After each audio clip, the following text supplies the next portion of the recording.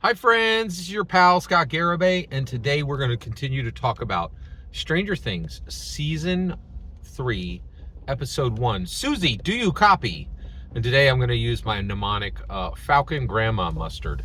All right, so at this point, Dustin is coming home. All right, so Dustin has been separated from the core four, and Lucas and Will and Mike have been doing things without him because he has been away at camp, science camp, computer camp. I'm sorry, I can't remember if it was science camp or computer camp, but one of his, more esoteric. I think it was science camp because he comes back having built this super large radio that he'll be able to contact. That he will be able to contact his girlfriend Suzie with. So he tells everybody.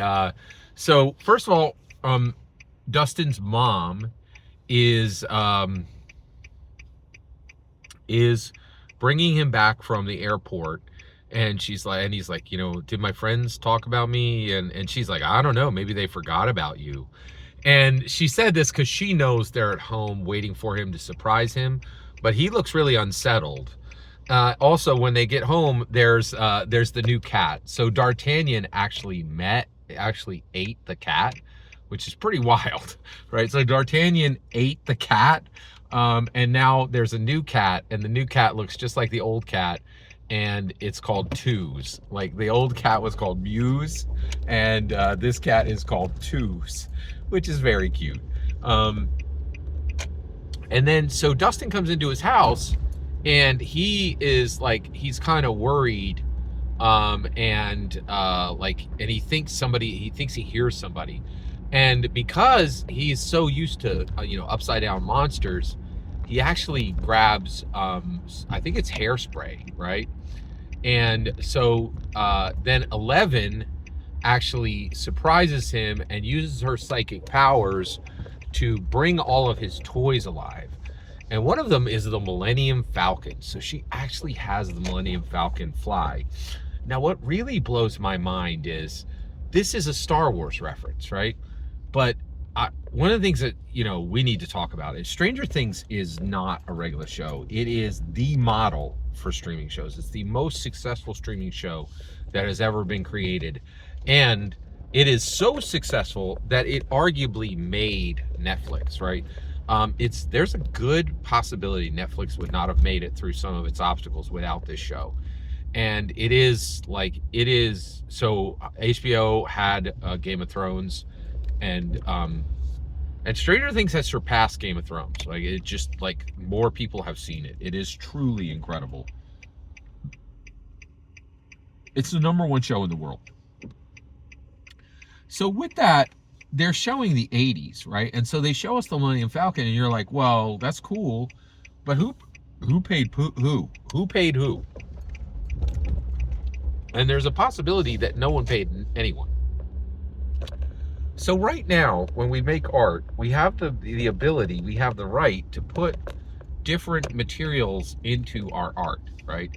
So Star Wars is iconically 1980s, right? So I think that the Duffer Brothers had the right to put in this Star Wars reference without paying Lucas or Disney, right?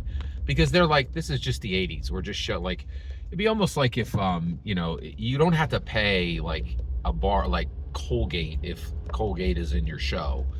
But it is starting to get weird because Dungeons and Dragons is in their show. I don't think they paid anybody. Like the Duffer Brothers didn't pay Dungeons and Dragons when they put them in the show. They didn't need to, based on American law.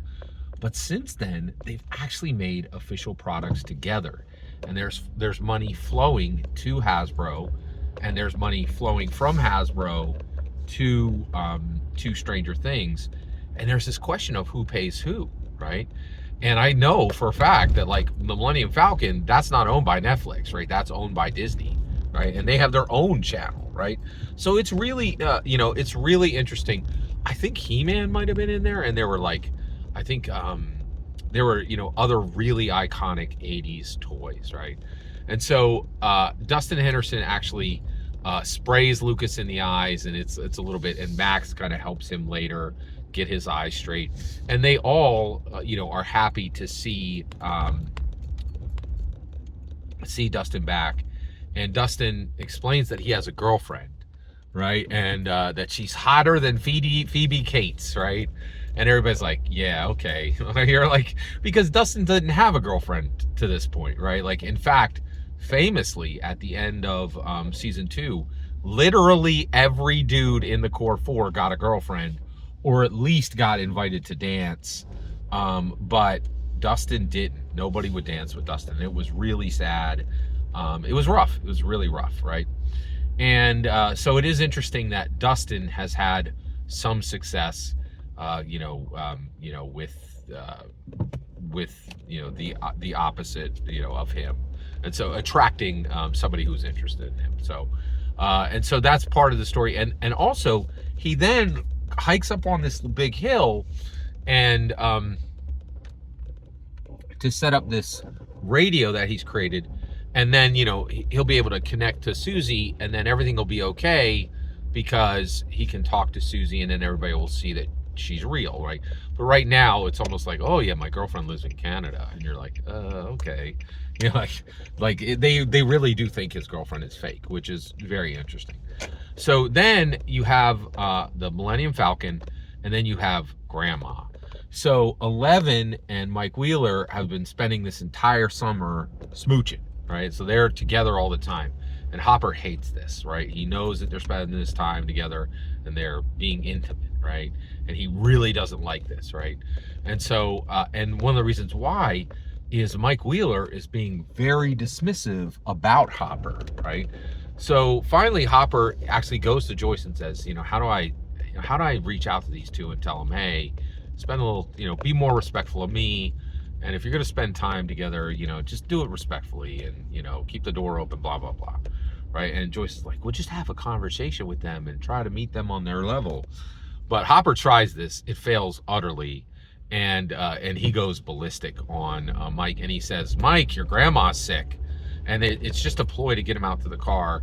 And he's like, I'm going to drive you home now, and you are going to treat me with respect. And if you don't, I will bring the hammer down on you. And he really puts the fear of God into Mike Wheeler, so much so that Mike is going to put the kibosh on him spending any time with 11, which is going to be confusing for 11. So we'll cut it off there. Every single word you just heard in this video is my humble opinion, nothing more, nothing less. The important part is when I get to hear your humble opinion. When you get in the comments and send your traffic, please consider liking, subscribing, and have a fetch millennium.